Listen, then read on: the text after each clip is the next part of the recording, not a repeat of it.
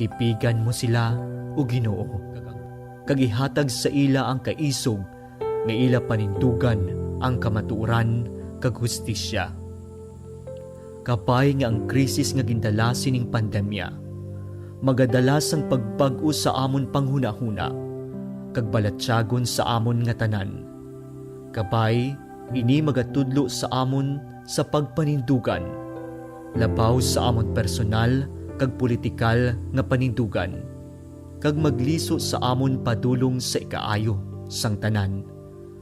Kapay, kagiyahan kami sang imo espiritu sa pagsabat nga may kaluoy kag pagigugma sa mga kubos, mga nakulangan sa pagpangabuhi, kag mga maluya nga sektor sa amon sosyedad. Kay tungod kami nakahibalo nga kung ano ang ginahimo namon sa mga kubos namon nga mga kauturan, ginahimo man namon sa imo. Amen.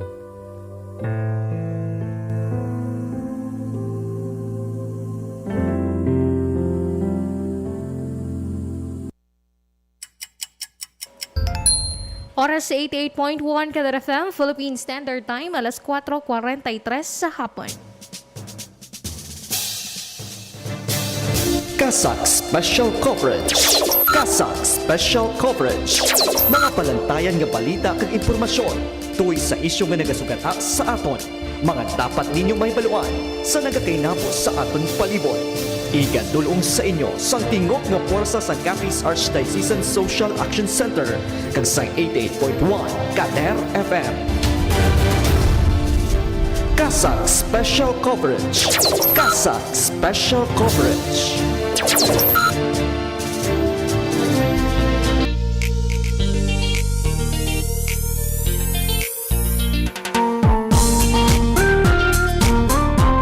Kasak Special Coverage. Kasak Special Coverage. Maayong hapon, Syudad Sang Rojas, kag probinsya sang Capiz. Maayong hapon sa inyo tanan mga kaalagad.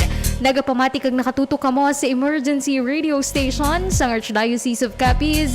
Ini ang 88.1 Kadar FM. Special Coverage. Nagapalayag kita sa kahanginan, pinaagi sa emergency broadcast permit nga ginhatag sa aton sang National Telecommunications Commission kag ang ining estasyon na ginadumala sang Capiz Archdiocesan Social Action Center, ang social development kag humanitarian arm sang Archdiocese of Capiz. Kasak Special Coverage. Kasak Sa gihapon, padayon kita nga nagapangalagad sa inyo sa kahanginan kag subong man pinaagi sa aton nga official Facebook page, sa aton nga live streaming sa padayon nga pagdulong sa mga importante nga mga balita kag impormasyon na tuhoy sa coronavirus pandemic. Subong nga adlaw sang Lunes, petsa 10 kita sa bulan sang Mayo tuig 2021. Sa pangalan sang kabugusan nga puwersa sang 88.1 Kadar FM, ako ang inyo mangin alagan. Mangin kaupod ninyo sa pag-alagad sa Ginoo, pinaagi sa pagserbisyo sa tao. Ini si Alagad May Durias para sa 88.1 Kadar FM, Kasak Special Coverage. Kasak Special Coverage. Kasak Special Coverage. Mga palantayan nga balita kag impormasyon tuoy sa isyu nga nagasugata sa aton. Mga dapat ninyo may baluan sa nagakainabo sa aton palibot. Igadulong sa inyo sang tingog nga puwersa sa Capiz Archdiocesan Social Action Center kag sa 88.1 Kadar FM. Kasak Special Coverage. Kasak Special Coverage.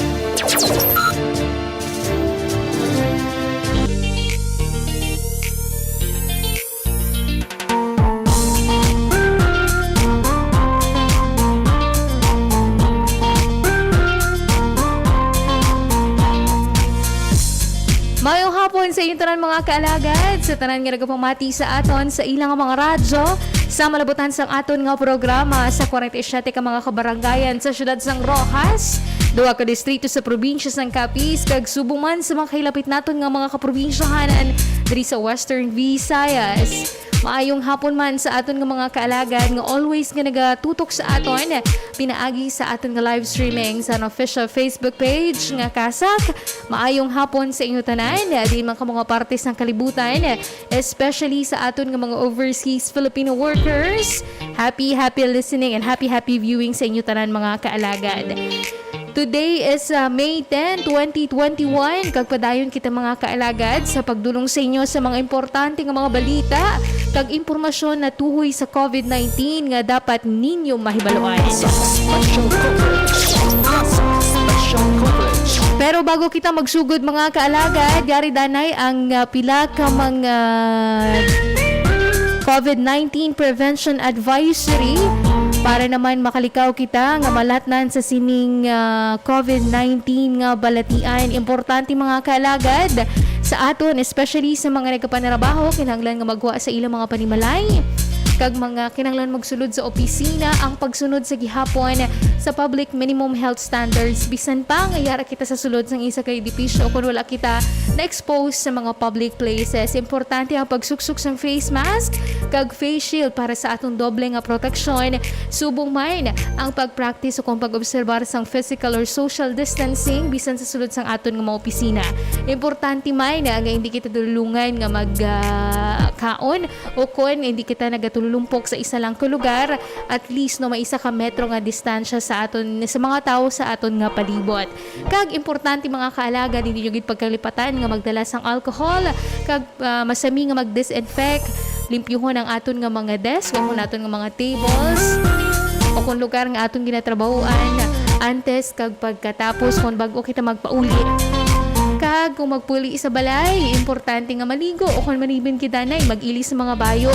Agud nga, sigurado nga safe kita sa COVID-19. Kag syempre, hindi lamang nga maging safe kita aton kaugaling ko di iban pang miyembro sa aton nga pamilya, ilabi na ang pagbulig man naton sa aton nga mga medical frontliners nga padayon sa gihapon hasta sa subong nagapanarabaho para lang masalbar kita kag hindi na magdamo ang kaso sang COVID-19 hindi lamang diri sa aton probinsya kundi sa bilog nga Pilipinas. Kasak Special Coverage.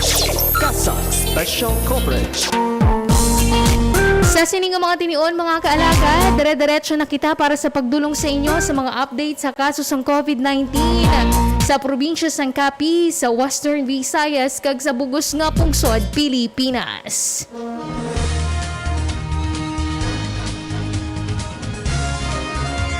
Kasak Special Coverage. Kasak Special Coverage.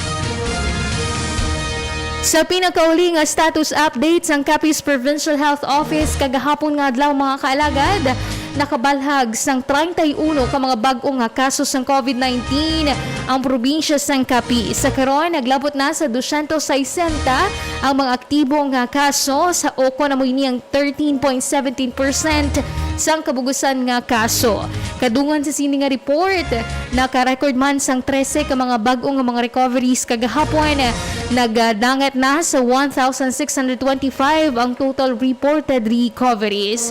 Kagahapon mga nadlaw nga naka-record sang isa kadugang nga kaso sang napatay bangod sa COVID-19 kag nagdaas na sa 89 ang mga numero sang kabugusan nga napatay bangod sa resambit nga balatian. Ang probinsya sang Capiz so far nakabalag na sang 1,974 total cumulative number of COVID-19 cases. Kasak Special Coverage.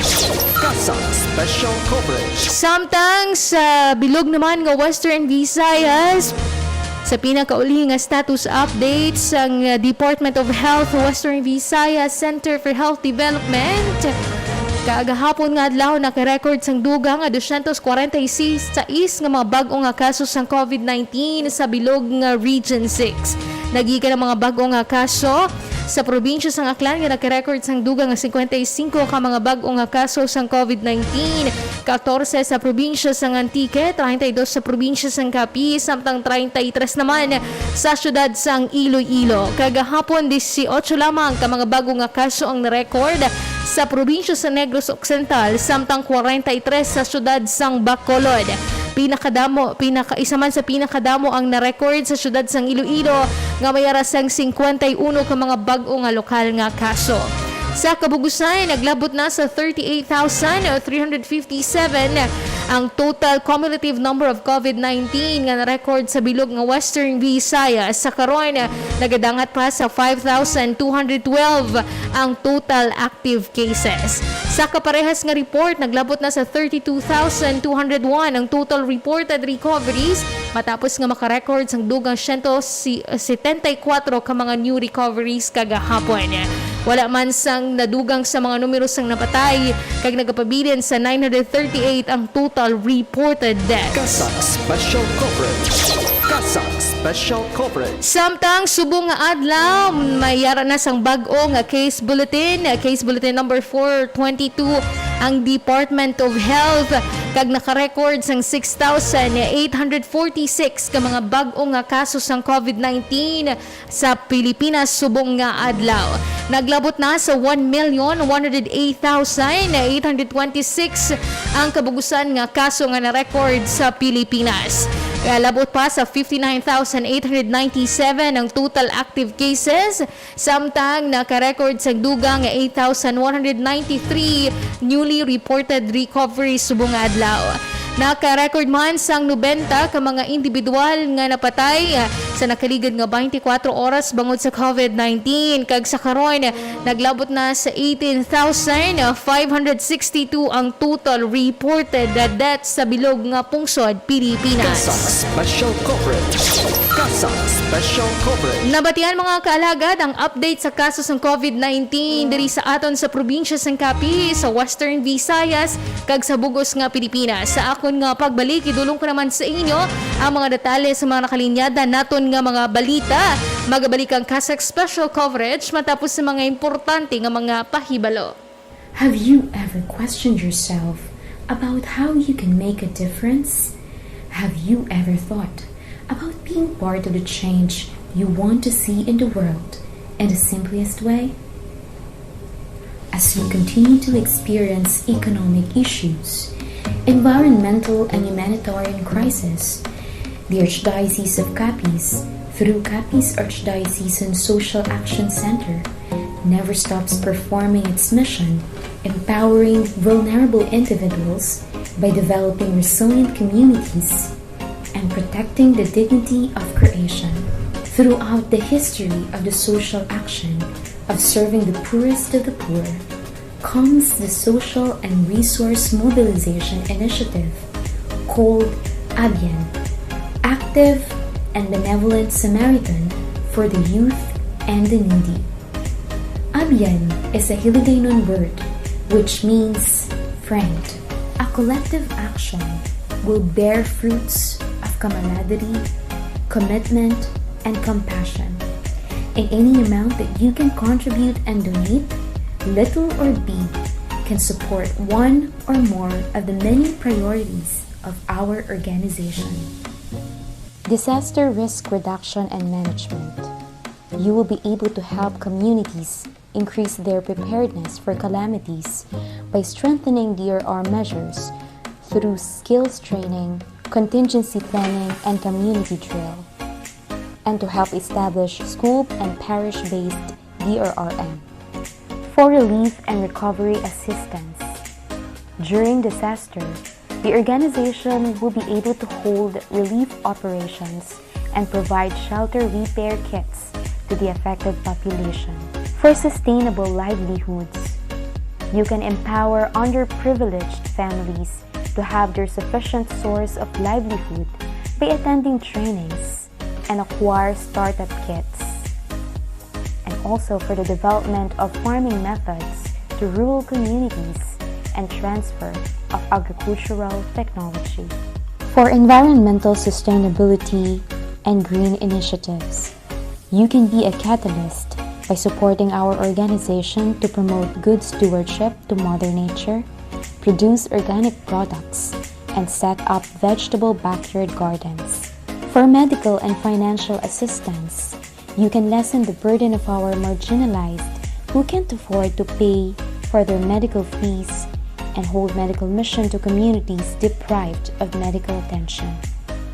Be part of our ABIEN initiative. Be an ABIEN. Be a Samaritan. Your compassion can make a world-lasting impact. Donate now and to the next.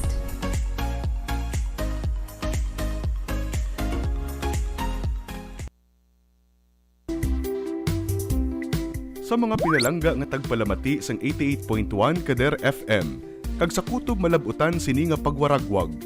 Ini isa lamang ka emergency broadcast, agud madulong sa kahanginan ang mga labing importante nga impormasyon kag mga tikang angot sa mga isyu nga nagahangkat sa aton, kasubong sang COVID-19, dengue, suicide, malain nga tiyempo kag iban pa.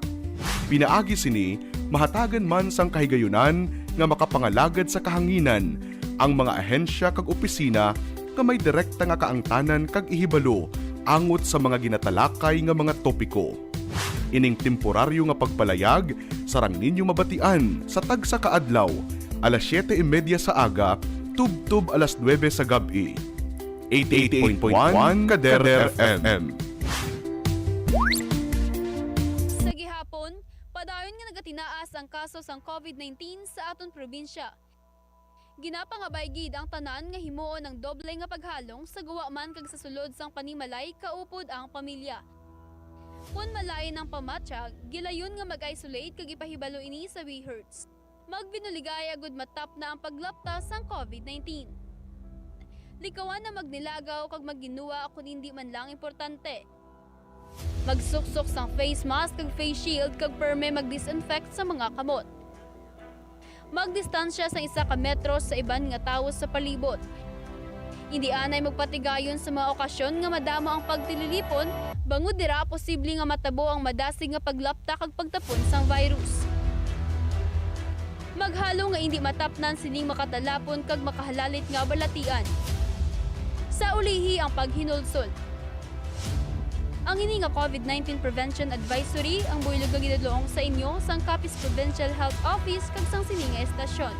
88.1 Kader FM. Sa panahon sining pandemya, mangin mahalong kita, hindi lamang sa halit nga epekto sang COVID-19 sa aton ikaayong lawas, kundi pati sa aton mga ginapamatian nga balita.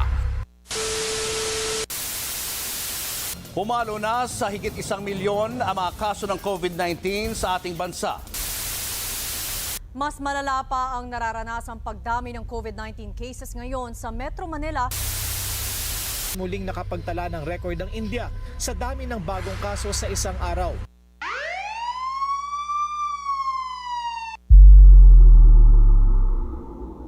Para sa mas komprehensibo nga pagbalita, mas detalyado nga pagwaragwag sang impormasyon kag mga detalye tuhoy sa COVID-19 nga gikan sa maid-id nga pagtuon. Kasak Special Coverage. Kasak Special Coverage. Igadulong sa inyo sang inyo mga kaalagad sa kahanginan. Alagad Maidorias kag alagad Real de la Rosa. Kasak Special Coverage. Mabatian live sa Kasak Facebook page kag 88.1 Kader FM. Lunes tubto Biyernes alas 4:30 tubto alas 5 sa hapon. Kasak Special Coverage. Kasak Special Coverage. Ang alagad nyo sa pagtuo kag pagserbisyo sa tawo.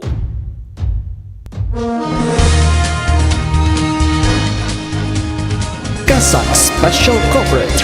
Kasak Special Coverage. Oras sa 88.1 Kader FM, impunto alas 5 sa hapon, kagyari na ang aton ng mga headlines. Kasak Special Coverage.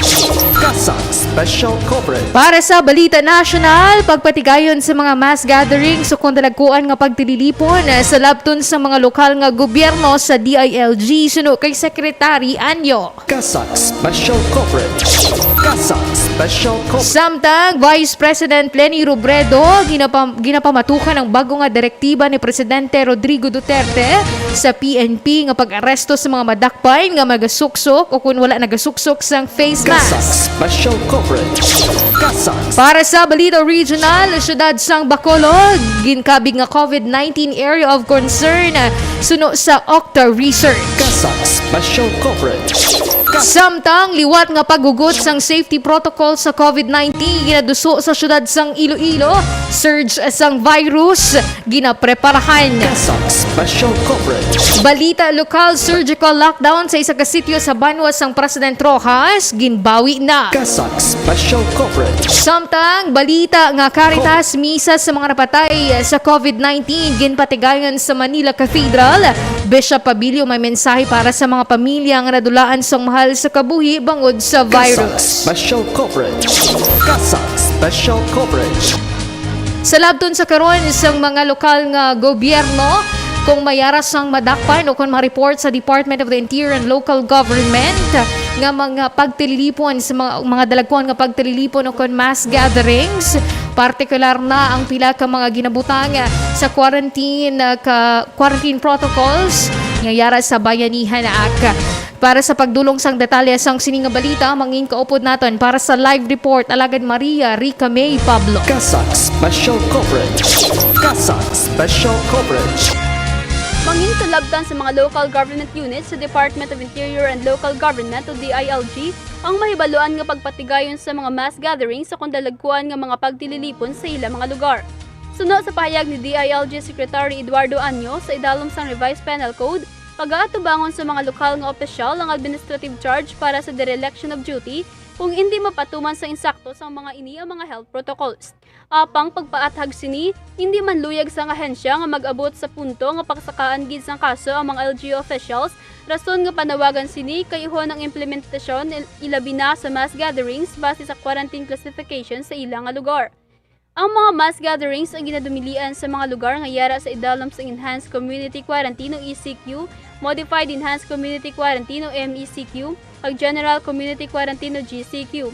Samtang kutob lamang sa 50% ang venue seating capacity nga ginatugutan sa mga lugar nga yara sa Modified GCQ kasubong sang bilog nga Western Visayas. Sa mga lugar nga yara sa GCQ, kutob lamang sa 30 to 50% ang mga venue. Samtang wala sa gihapon ginatugutan ng movie screenings, concerts, sporting events, entertainment activities, kag work conferences sa mga lugar sa idalom sang ECQ, MECQ, kag GCQ, apang kutob 50% ang posible sini sa mga yara sa MGCQ. Sandig sa pinakaulihing nga report sa Department of Health, naglabot na sa 1,094,849 na mga na-record nga COVID-19 cases sa Pilipinas, samtang masobra 60,000 na mga aktibo nga infections. Kaupod mo sa pag-alagad sa Ginoo pinaagi sa pagserbisyo sa tawo, ini si Maria Rica May Pablo, 88.1 Kader FM. Kasak Special Coverage. Kasak Special Coverage. Samtang sa dugang nga balita national mga kaalagad, ginapamatukan sa karon ni Vice President Leni Robredo ang liwat nga pagdirekta ni Presidente Rodrigo Duterte sa PNP Chief, bago nga appointed PNP Chief nga liwat nga pagadakpon o kung pag-aarestohon ang mga madakpan o kung magalapas sa mga quarantine protocols kaparihas ang wala pagsuundi, pagsuksok sang face mask sa mga pampubliko nga mga lugar. Para sa pagdulong sang detalye sang sininga balita, manging kaupod naton para sa live report alagad Elamer Bartolay. Kasak Special Coverage. Kasak Special Coverage. Sa gihapon, padayon nga nagatinaas ang kaso sang COVID-19 sa aton probinsya. Ginapangabaygid ang tanan nga himuon ang doble nga paghalong sa guwa man kag sa sulod sang panimalay kaupod ang pamilya. Kung malain ang pamatsyag, gilayon nga mag-isolate kag ipahibalo ini sa BHERTS. Magbinuligay agud matap na ang paglaptas sang COVID-19. Likawan ang magnilagaw kag maginuwa kung hindi man Kasak Special Coverage. Kasak Special Coverage. Imbis nga arestohon, tudloan kag paandaman ang sinuman nga individual ang madakpan nga wala nagasunod sa mga public minimum health standards. Ini ang nangin pahayag ni Vice President Leni Robredo sa bag-o nga direktiba ni President Duterte sa Philippine National Police. Pagpaathag ni Robredo, isa sa mga dapat konsiderahon sang gobyerno sa karon ang grabe nga sitwasyon sa mga kulungan. Suno pa sa Vice Presidente, oras nga makitaan sa gihapon ang padayon nga paglapas sa mga layi, posible na nga hatagan sang penalidad ang mga ini kaparehas sang pagpabayad sang multa. Sa pahayag naman sang bagong appoint nga PNP Chief Director General Guillermo Elizar, pagdakop, pagidukar kag pagpanagtag sang face mask ang matabo nga kabaylo sa mga madakpan nga wala nagasunod sa layi. Dugang pasini, wala na sang matabo nga pagpaparada, pagpa-push up kag iban nga mga physical nga kabaylo sa mga madakpan nga wala nagasuksok sang face mask sa mga pampubliko nga lugar. Ginpaandaman man sini ang mga station commanders nga personal niya nga hatagan sang leksyon ang mga chief of police nga mahibaloan nagapatuman sa mga nasambit nga aktibidad. Suno pa diri, ang mga opisyal sang gobyerno ang mangdakop lang apang igabatang ang mga madakpan sa isa ka holding area nga wala nagadukdukanay. Ginathag sini nga wala sang kinamatarong ang mga opisyal nga maghatag sang silot sa mga madakpan nga naglapas diri. Kaupod mo sa pagalagad sa Ginoo pinaagi sa pagserbisyo sa tawo. Elmer Bartolay, 88.1 Kader FM. Kasak Special Coverage. Kasak Special Coverage. Samtang sa Balita Regional, mga kaalagad, matapos nga mapangalanan o kung mahingalanan nga high-risk area ang syudad sang Bacolod, ginakabig naman ini nga area of concern sa COVID-19 suno sa COVID o kung UP Octa Research. Para sa pagdulong sang detalye sang sininga balita, mangin kaupod naton para sa live report alagad John Kenneth Fabregat. Kasak Special Coverage. Kasak Special Bangod sa Coverage. padayon nga pagsaka sang kaso sang COVID-19 sa syudad sang Bacolod, gimpahayag sang UP Octa Research Group nga ang nasambit nga lugar ang sakaron COVID-19 area of concern. Suno sa datos ng ahensya, sa una nga simana sang Mayo naka-record ini sa pagtaas ng mga kaso sang nalatnan sang COVID-19 sa 19%. Nakarehistro man ang syudad sang daily attack rate sang 13.38 o kung numero sang mga bag-o nga nalatnan sang virus sa kada 100,000 nga populasyon. Magluwas diri, sa karon yara na sa 50% ang hospital occupancy, samtang 49% naman ang intensive care unit occupancy sa mga ospital. Matandaan nga una na ginpahayag sa palasyo kag ni DOJ Secretary Francisco Duque III nga ang Bacolod ang yara sa mga high-risk area sa Pilipinas bangod sa nagapadayon nga infection sa nasambit nga balatian. Samtang ginpahayag man ni vaccine czar Carlito Galvez Jr. nga posible nga unahon ang pagpalabot sa mga COVID-19 vaccines sa nasambit nga syudad. Apang suno kay Octa Research Fellow Guido David, hindi pa makaalarma ang nasambit nga mga numero. Nagapati ini nga sa mga magagmay nga mga LGUs kaparehas ng nasambit nga syudad, madasig ini nga makontrolar ang lokal nga gobyerno. Sandig naman kay Bacolod City Mayor Evelio Narja, nagpadala na sang request ang city government kay Galvez para sa dugang nga bakuna bangod sa datos ang syudad, 19,160 vaccine doses pa lamang ang nabaton nga mga bakuna gikan sa national government.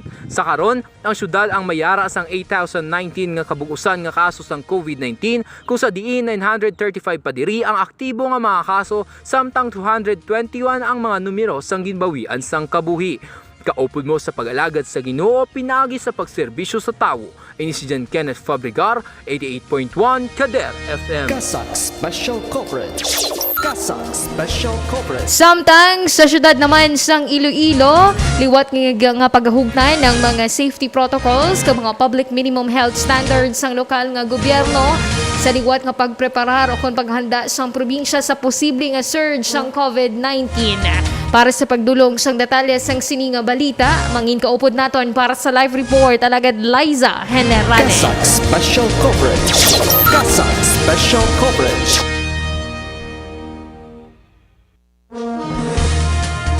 Padayon nga ginahugtan sang gobyerno sang syudad sang Iloilo ang implementasyon sang COVID-19 safety measures samtang ginapreparahan man ang posible nga surge sang virus.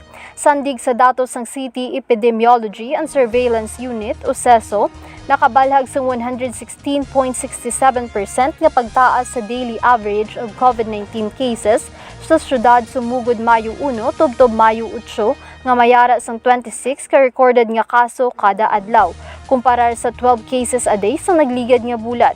Sa kaparehas nga tion, nakabalhag sang 205 nga kabugusan nga kaso ang syudad nga 109.18 o kung mas mataas sa datos sini sang nagligad nga bulan nga mayara lamang sang 98. Suno kay Iloilo City Mayor Jerry Treñas, hindi luyag sang gobyerno nga liwat nga mabudlayan manage ang mga medical frontliners kag medical facilities sa mga bag-o nga kaso sang COVID-19 nga pareha sa mga gina-eksperyensya sa karon sang NCR ukon National Capital Region. Kagipan pa nga mga lugar sa pungsod. Liwat man sini nga ginahugtan ang mga protocols kaparehas sa paglimit lamang sa 3 ka adlaw ang paghamyang sa mga patay agud nga malikawan ang mga dalagkuan nga pagtililipon. Strikto man nga ginamando sini sa mga barangay officials, compliance team kag barangay health emergency response teams o BHERTS ang pagmonitor sa barangay kag pag-implementar sang hugot nga public minimum health standards. Dugang pa diri, agud nga madasig nga maabot ang target nga herd immunity, ginaedukar sini ang mga pumuluyo nga magpabakuna. Kaupod mo sa pag-alagad sa Ginoo, pinaagi sa pagserbisyo sa tawo. Ini si Liza Generale, 88.1 Kader FM. Kasak Special Coverage. Kasak Special Coverage. Samtang sa balita diri sa probinsya sang Capiz mga kaalagad, ginbawi na sa lokal nga gobyerno sang President Rojas ang surgical lockdown sa isa ka sitio matapos nga ma-clear o kung wala na sa mga aktibo nga kaso sang COVID-19. Para sa pagdulong sang detalye sang sining nga balita, mangin kaupod naton para sa live report talaga Driel Marvins Mayordomo. Kasak Special Coverage. Kasak Special Matapos ang duwa ka semana, lifted o kung ginbawi na ang surgical lockdown sa Sitio Suwa, si Dupax Barangay Poblasyon, banwas ang President Rojas. Epektibo subong nga adlaw, Mayo 11. Sandig sa opisyal nga payag sang lokal nga gobyerno, wala na sang aktibo nga kaso sa nasambit nga lugar. Samtang, padayon ang panawagan ni Mayor Receleste Escolin sa mga pumuluyo sang banwa nga magsunod sa gihapon sa mga ginapatuman nga protocols batok sa COVID-19. Kaparehas sang pagsuksok sang face mask kag face shield, pag-obserbar sang social distancing, kag pag-sanitize sang mga kamot. Nagpasalamat man ini sa tanan nga nagpalabot sang ila kabalaka sa mga naapektuhan niya mga pamilya kag individual. Dako man ang pagpasalamat ang ginpaambit ni Escolin sa mga opisyal sang barangay kaupod na ang suporta sang Rural Health Unit kag Municipal Disaster Risk Reduction and Management Office. Sandig sa datos sang Capiz Provincial Health Office, naglabot na sa 112 ang nabalag nga kaso sa banwa. Sa nasambit nga numero, 27 ang mga aktibo nga kaso, samtang 83 dire ang nag-ayo kag duha naman ang ginbawian sang kabuhi. Kaupod mo sa paglalagid sa Ginoo, pinaagi sa pagserbisyo sa tawo. Ini si Driel Marvins Mayordomo, 88.1 Kader FM. Kasak Special Coverage. Kasak Special Coverage. Samtang para sa aton balita nga Caritas, nagpatigayon sang misa sa Manila Cathedral sa pagpanguna ni Manila Auxiliary Bishop Broderick Pabilio para sa mga napatayo kung gimbawian sang kabuhi bangod sa COVID-19. Tibalaw naton ang mensahe sang obispo para sa mga pamilya sang namatyan sa balita ni Alaga John Rafael Fabrigar. Kasak Special Coverage. Kasak Special Coverage. Sobre sa katuig sa idalom sang pandemya, nagtililipon ng mga kaparian sang Archdiocese of Manila sang gintalikdan nga Sabado para nga sa luogon ang misa para sa mga napatay bangod sa COVID-19. Sa nasambit nga aktibidad nga gimpitigayon sa Manila Cathedral, gintuad ni Manila Auxiliary Bishop Broderick Pabilio sa mga pamilya sang napatyan nga wala sila nagisahanon sa sining-away sa COVID-19 nga balatian. Dulungan nga gindumdum sa mga pari kag mga sumilimba ang kabuhi sang masobra 18,000 nga mga individual nga napatay samtang nagapakigbato sa makalalatong nga virus. Suno pa sa obispo, dapat nga dumdumon ang kabuhi sa mga nagtaliwan samtang ihalad sa Dios ang kasakit kag hadlok nga nabatsyagan sang ilang mga binayaan. Pinaagi sini makitaan man sang kada isa kag isa ang kasanag kag paglaom nga dalas sa mga masunod nga adlaw. Dugang pa ni Pabilio. Matandaan nga ang nasambit nga aktibidad nga misa para sa mga minatay ang ginsiguran sang 3 ka adlaw nga prayer marathon nga mayaras ang special intention para sa mga frontliners, mga nagamasakit kag sa mga napatay. Samtang ang 66 anyos nga obispo nga matandaan isa man sa nagpositibo anay sa COVID-19 ang liwat nga nagpahanundom man sa mga kaparian sa ila bukasyon sa pag-obra sa mga ginapasunod ni Jesus kag paghatag sang bug-os nga serbisyo sa simbahan. Kaupod mo sa pagalagad sa Ginoo pinaagi sa pagserbisyo sa tao. Ini si John Rafael Fabrigar, 88.1 Kadar Kasak Special Coverage. Kasak Special Coverage. Nabatian mga kalagad ang mga balita subong adlaw sang Lunes, petsa 10 sa bulan sang Mayo tuig 2021 nga gidulong sa inyo sang 88.1 Kadar FM correspondent. Kasak Special Coverage. Kasak Special Coverage.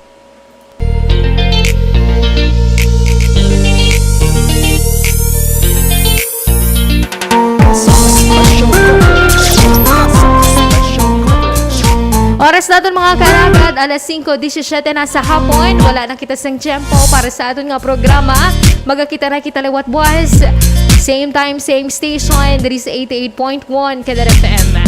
Sa pangalan sang kabugusan nga puwersa sang 88.1 Kadar FM sa aton nga overall chairman, His Eminence Jose Cardinal Advincula, aton Managing and Social Action Director, Reverend Father Mark Granflor, Program Manager, Father Francisco Casalda Jr. Sa pangalan sang aton Station Manager, Reverend Father John Dave Ibalia, sa aton mga Technical Directors, Engineer RJ Borja, alagad Mingming Wego kag akong partner technical, alagad Maria Jean Lorin Balgos. Ako naman ang inyo nangin alagad, nangin kaupod ninyo sa pag-alagad sa Ginoo, pinaagi sa pagserbisyo sa tao. Ini si alagad May Durias para sa 88.1 Kadar FM, Kasak Special Coverage. Thank you so much and God bless Pilipinas. Hindi maon ang radyo. Hindi ka kasi nakatutok sa Kadar FM. Ang love mo na love kong pakinggan. 88.1 Kadar FM. Ikaw na!